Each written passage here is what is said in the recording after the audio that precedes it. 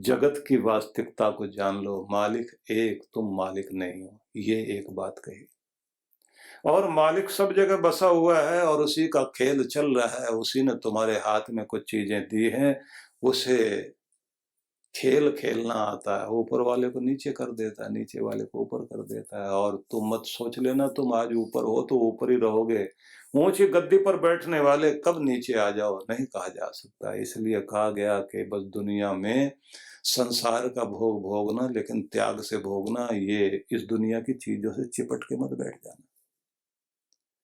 छोड़ना भी आना चाहिए जिंदगी में, छोड़ने का अभ्यास कर लो। अटैचमेंट के साथ डिटैचमेंट का अभ्यास कर लीजिए, नहीं तो अटैचमेंट तुम्हें जो है बार बार रुलाती रहेगी। मागृध लालच मत करके जीना।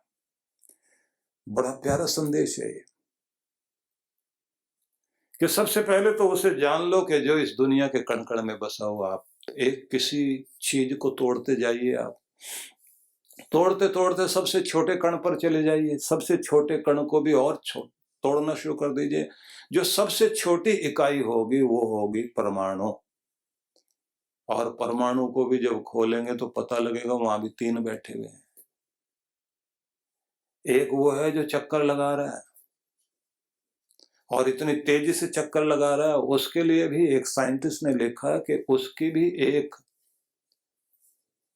आवृत्ति है, फ्रीक्वेंसी है। और वो फ्रीक्वेंसी पूरे जगत में है, एक एक कण कण में विद्यमान है। उसको उन्होंने कहा 432 हर्ट्ज से लेकर के 440 हर्ट्ज तक की एक ध्वनि इस पूरे संसार के कण कण में विराजमान है। अगर आपके पास में यंत्र हो पकड़ने के तो आप पकड़ पाओगे। वो ध्वनि काम कर रही कि जिस दिन आदमी उसे पकड़ेगा, या तो फिर तुम ध्यान में जाओ अंदर जाकर उस ध्वनि को पकड़ो, तब तुम्हें दिखाई देगा अंदर कुछ और बज रहा है। और उसके कारण वाइब्रेशन पैदा होती है और उसके कारण इस संसार की एक एक चीज बन भी रही है, जुड़ भी रही है। और उसी के कारण चीजों में विकास हो रहा है और उसी के कारण चीजें जो है एक दूसरे से अलग भी होती जा रही हैं। कुछ आ रही हैं, कुछ का विकास हो रहा है और कुछ जो ह्रास की तरफ जा रही हैं। कोई बच्चा बड़ा होता जा रहा है, जवान होता जा रहा है, और जवान जो बूढ़ा होता जा रहा है, और जो बूढ़ा हो रहा है वो आगे की तरफ जा रहा है। कि ये जिसके कारण हो रहा है तो उसको जान। उसके नाम तुमने बहुत सारे रख लिए हैं, लेकिन बिना नाम का है वो। ये सब नाम जितने भी तुम पुकारते हो तो तुम्हारे रखे हुए नाम है। उस परमात्मा का कोई नाम नहीं है, अनाम है वो। लेकिन जिस भी नाम से पुकारोगे उसी नाम से सुनता भी है, ये भी कमाल है। इसलिए उपनिषदों में भगवान को कुछ अलग तरह के शब्दों से पुकारा है। पर ब्रह्म है वो, बहुत बड़ा है, जिससे बड़ा कुछ भी नहीं। फिर उसको कहा रसो वही सह, वो एक आनंद है। उसका स्वाद चखना शुरू करो। और उसका स्वाद लेना है तो आप खुली आंखों से सृष्टि की चीजों को देखते देखते जब सुंदर फूलों को देखो तो उसकी चित्रकारिता में चित्रकार के दर्शन करना। और जब तुम बहती हुई तेज हवाओं को देखोगे तब देखना कि इतना गतिमान है, जो इनको गतियां दे रहा वो कितना गतिमान होगा।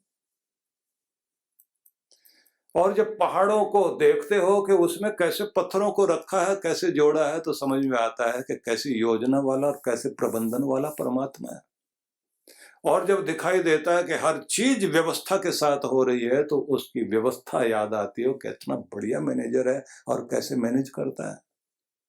और जैसे ही तुम ये देखोगे कि उसके नियमों के अनुसार सब लोग चलते हैं, अगर नियम तोड़ा तो तुरंत सजा मिलती है, तो पता लगता है कितना बढ़िया जज है और कितना कंट्रोल उसका है। और जिसके नियम के अनुसार सूरज भी चांद भी नियम के अनुसार निकल रहे हैं और छिप रहे हैं, अस्त हो रहे हैं, तो पता लगता है कि इतना बड़ा शासक है वो, कि उसके यहाँ 1 सेकंड के छोटे से लाखवें हिस्से की भी कोई गड़बड़ नहीं कर सकता। कि चलो आज मूड नहीं, थोड़ा लेट उठते हैं, मौसम अच्छा है, थोड़ा और सो लेते हैं। अगर वहां पर कोई भी सूरज चांद सो गए एक दिन तो दुनिया खत्म। तो समझ में आता है कि कोई ऐसी शक्ति इस दुनिया में काम कर रही है जिसके यहाँ लापरवाही के लिए कोई जगह नहीं है। आप जरा सोच के देखिए कि आपकी जिंदगी में आपको अगर पीछे ले जाने वाली कोई चीज है तो आपका आलस्य और आपकी लापरवाही है। आपकी तरक्की को रोकने वाली वही तो चीजें हैं। आपका टीचर आपको डांटेगा, आपके माता पिता आपको डांटेंगे। क्यों डांटते हैं? कि तुम लापरवाह हो, तुम आगे बढ़ नहीं रहे हो। लेकिन ये तो फिर भी थोड़े दिनों के बाद तुम्हें छोड़ देंगे और कह देंगे हमने जो पढ़ाना था पढ़ा दिया। माँ बाप भी कहेंगे बड़े हो गए, हम कब तक समझाते रहें। लेकिन जिंदगी जब ठोकर मार के सिखाती है तब समझ में आता है कि लापरवाही का और आलस्य करने का खामियाजा कितना बड़ा भोगना पड़ता है। छोटी सी लापरवाही से आप देखते हैं कैसे कैसे बड़े बड़े एक्सीडेंट हो जाते हैं, कितने लोग मर जाते हैं। अगर भगवान भी लापरवाही करें और आलस्य करने लग जाए, दुनिया तो कभी की मिट जाए। इसलिए भगवान की दुनिया में कहीं पर भी लापरवाही के लिए केयरलेस आदमी की जरूरत नहीं होती है। वो हर आदमी को पूरी तरह से ऐसा चाहता है कि अगर तुम मेरे नियमों के अनुसार चलते हो तो तुम्हारे लिए सुख ही सुख है।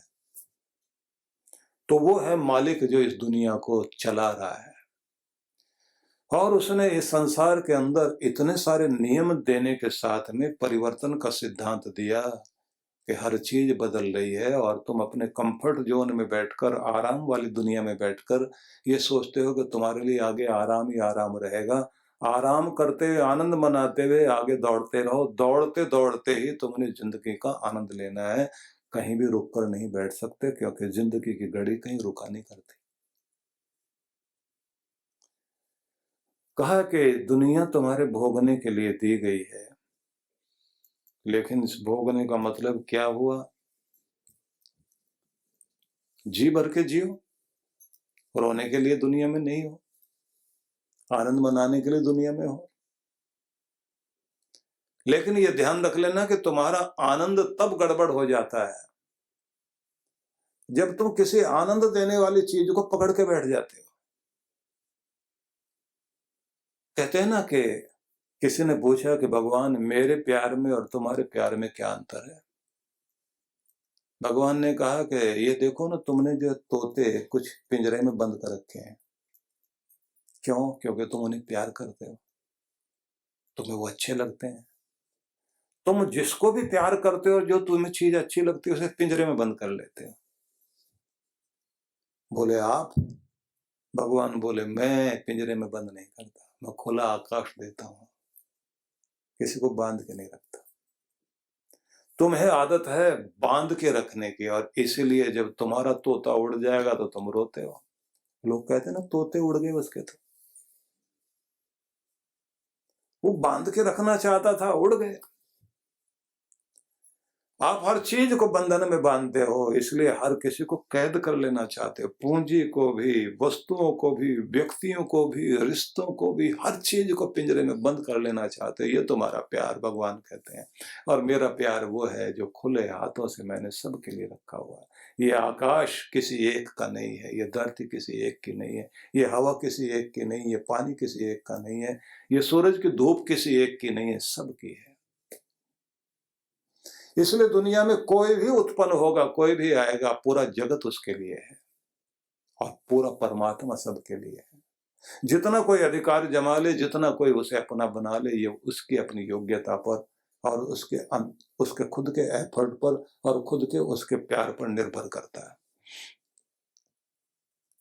अब एक और कमाल की बात उन्होंने कही है कि तुम ईश्वर को सब जगह अनुभव करो, और अनुभव करने के बाद ये देखो कि कण कण में बसा हुआ है, तो हर चीज में वो बसा हुआ है। तो अपने प्यारे से, परमात्मा से प्यार करते करते उससे एकात्मता बनाओ, और एक एक वस्तु के साथ में उसे देखते हुए महसूस करो हर चीज में मेरा ईश्वर है, हर चीज मेरे परमात्मा के द्वारा बनाई हुई है। परमात्मा मेरा माता पिता बंधु सखा सब कुछ है, तो ये पूरी चीजें मेरी हैं, लेकिन पूरा मालिक तो मेरा भगवान है। तो अपनापन महसूस करो सारे जगत के साथ, और सारे जगत के साथ अपनापन महसूस करते हुए ये भी अनुभव करो कि मैं इस दुनिया को अगर कुछ दे सकता हूं, अपना प्रेम देता हूं, तो वो प्रेम तुम्हारी तरफ लौटता है। क्योंकि कल जब हम लोग विचार कर रहे थे कि वो पूर्ण है परमात्मा, और उसकी कृति ये जगत भी पूर्ण है। पूर्ण से पूर्ण निकाल दिया जाए तो पूर्ण ही बचता है, और पूर्ण ने ही पूर्ण को उत्पन्न किया है, और वह पूरा का पूरा तुम्हारे लिए है। तो उस पूर्ण को ही परब्रह्म परमेश्वर कहा गया है। वही मालिक सब जगह मौजूद है। उसकी पूर्णता तुम्हारे अंदर भी बहने लग जाए, उसका पूर्ण प्रेम तुम्हारे अंदर आ सके, और तुम भी पूर्ण होने की यात्रा पर दुनिया में हो। सारे लोग एक ही यात्रा पर हैं, अपने अंदर के अधूरेपन को खत्म कर लेना चाहते हैं और अपने अंदर पूर्णता पा लेना चाहते हैं, परफेक्शन चाहते हैं। और परमात्मा कमाल की बात करते हैं कि सबको बहुत कुछ देते हैं, सब कुछ देते ही नहीं। इसलिए आदमी के पास बहुत कुछ होता है, सब कुछ नहीं होता। कुछ न कुछ कमी रहेगी रहेगी, और जहां कमी रहेगी वहीं रोएगा बैठकर आदमी, काश ये चीज मेरे पास और होती तो मैं कितना खुश होता। इसलिए पूरे दांत मुख में हैं, लेकिन अगर एक निकल जाए तो जीभ वहीं जाकर बार बार कहेगी ये नहीं है, ये नहीं है, ये नहीं है। ये जो 99 वाला चक्कर है ना, दुनिया जिसमें परेशान है कि 100 नहीं दिए, उसने एक कम करके दिया, और आदमी का ध्यान 99 का आनंद मनाने पर नहीं है।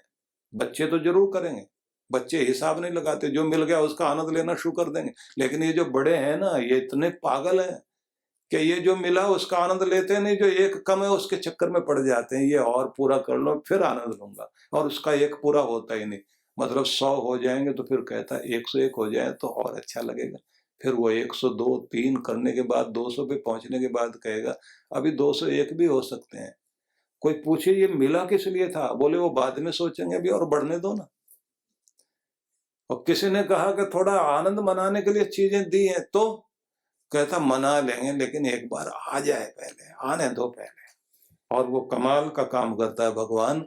जब आपको दांत देता है तो चने नहीं देता, और जब चने देता तब तक दांत खराब हो चुके होते हैं। इसलिए आदमी हमेशा परेशान ही रहता है। चने बहुत हैं लेकिन खा नहीं सकते, और जब खा सकते थे तब चने थे नहीं, और अगर थोड़े बहुत थे तो और जोड़ने में लगा हुआ था। हम और चने इकट्ठे करने में लगे हुए थे, मतलब और खाद्य पदार्थ इकट्ठा करने में लगे हुए थे जो था। देखिए जिंदगी का अपना एक आनंद है। आप हर दिन बढ़ते हुए आनंद मनाते हुए आगे बढ़ोगे तो आपकी जिंदगी में आनंद रहेगा, और अगर अपने आनंद को कल पर छोड़ दोगे तो आपकी जिंदगी में कभी भी आनंद नहीं आ सकता। अपनी परेशानियों के बीच में ही आपको अपनी खुशी का रास्ता ढूंढना पड़ेगा। आगे बढ़ते हुए और ऊपर चढ़ते ही आपको ऊपर चढ़ते हुए दृश्यों का नजारा देखते हुए आनंद लेते हुए और ऊपर चढ़ो। आपकी यात्रा तो पहाड़ पर चढ़ने जैसी यात्रा है ना। जब आप ऊपर चढ़ रहे होते हैं तो थोड़ा सा ऊंचा चढ़े तो नीचे वाले से कहते हैं यहाँ से बहुत अच्छा दिखाई दे रहा है, बड़ा मजा आ रहा है।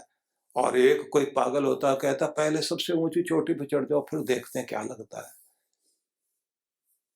ऊपर चढ़ने के बाद डर लगने लग जाता है, गिर गए तो क्या होगा, दृश्य तो बाद में देखें, उतरो जल्दी। इसलिए हर दिन आप जो भी सीढ़ियां चढ़ रहे हैं, जो भी तरक्की कर रहे हैं, उसका आनंद लेते हुए आगे तरक्की करिए। और ये बात ध्यान रख लीजिए कि जैसे आप पहाड़ पर चढ़ते हैं तो वहाँ दृश्य भी सुंदर है, लेकिन खाई भी नीचे है, फिसल गए तो गिरेंगे भी बहुत बुरी तरह से। मतलब डर भी जिंदगी में हर पल रहता है, और आनंद के क्षण भी हर पल रहते हैं। तो ये भी नहीं किया जा सकता कि आंखें बंद करके सिर्फ आनंद को देखा जाए। डर से सावधान रहना और आनंद को मनाते चलना है, और जतन पूर्वक चलते जाना, बस यही बुद्धिमत्ता है। इसी तरह से जीना होता है। तो इसलिए ये बहुत सुंदर मंत्र है जो ये कहता है कि इस दुनिया के मालिक को जानो कि जो इस दुनिया के कण कण में है, और उसने संसार को घटनाओं के प्रवाह के रूप में बनाया है, और इस घटनाओं के बीच में है परिवर्तन। इस परिवर्तन को तुम्हें भी दिया गया, तुम भी उसी के हिस्से हो। तो तुमने इस दुनिया का आनंद लेते हुए जीना है, जी भर के जीना है। तुम्हें किसी भी तरह से निराश होकर भयभीत होकर नहीं जीना है। लेकिन ये बात जरूर ध्यान रखना कि संसार का आनंद लो, लेकिन किसी भी चीज पर आप लालची दृष्टि रखकर जीवन ना जिए। दूसरे के पदार्थों को अपनी तरफ खींचने के लिए लालची और छली कपटी मत बन जाना, जिंदगी का आनंद लेते हुए जीना, ये संदेश दिया गया। इसमें एक बात बहुत ध्यान रखने की है कि तुम्हें आनंद लेना है, सुख भोग भोगने हैं, लेकिन ये बात ध्यान रखते हुए कि मर्यादा बनी रहे। सद्गुरु श्री सुधांशु जी महाराज द्वारा मानव सेवा को समर्पित संस्था विश्व जागृति मिशन वर्ष 1991 से धर्म, समाज एवं मानवता की सेवा में संलग्न है। यह संस्था 90 मंडलों, सेवा केंद्रों के माध्यम से न केवल भारत अपितु देश के बाहर अनेक देशों में सेवा के कार्य कर रही है। संस्था की स्थापना से लेकर अब तक विगत 30 वर्षों में जहां लोगों को सन्मार्ग पर प्रेरित करने के उद्देश्य से गुरुवर ने 7000 से अधिक प्रवचन दिए हैं, वहीं देश के राज्य की राजधानियों व प्रमुख नगरों में लगभग 40 आश्रम, 25 मंदिर, सत्संग भवन व ध्यान साधना केंद्रों का निर्माण हुआ है।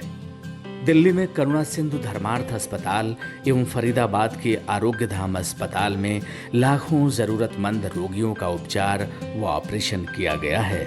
अनाथ गरीब बच्चों के लिए सूरत में अनाथाश्रम, दिल्ली एवं कानपुर में गुरुकुल, फरीदाबाद में ज्ञानदीप विद्यालय, मुरादाबाद में सृजन प्राइमरी स्कूल, झारखंड के रुक्का खूंटी गांव में आदिवासी बच्चों के लिए 2 पब्लिक स्कूल समेत दिल्ली में उपदेशक महाविद्यालय भी बनाया गया है। इन शैक्षणिक संस्थाओं में लगभग 2500 बच्चों को शिक्षित व संस्कारित किया जाता है।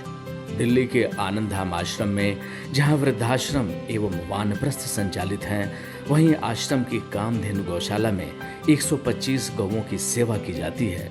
कामधेनु गौशाला की तरह ही देश के प्रमुख नगरों में 7 अन्य गौशालाएं भी संचालित हैं। साथ ही पूजा पाठ, यज्ञ अनुष्ठान से लोगों में धार्मिक भावना जागृत की जाती है। ओम अग्नये सप्तजिह्वाय स्वाहा, ओम अग्नये हव्यवाहनाय स्वाहा, ओम अग्नये शोधनजाताय स्वाहा। गरीब जरूरतमंद महिलाओं को सक्षम बनाने के लिए जहां कई तरह के प्रशिक्षण दिए जाते हैं, वहीं गरीब कन्याओं के विवाह में सहयोग भी किया जाता है।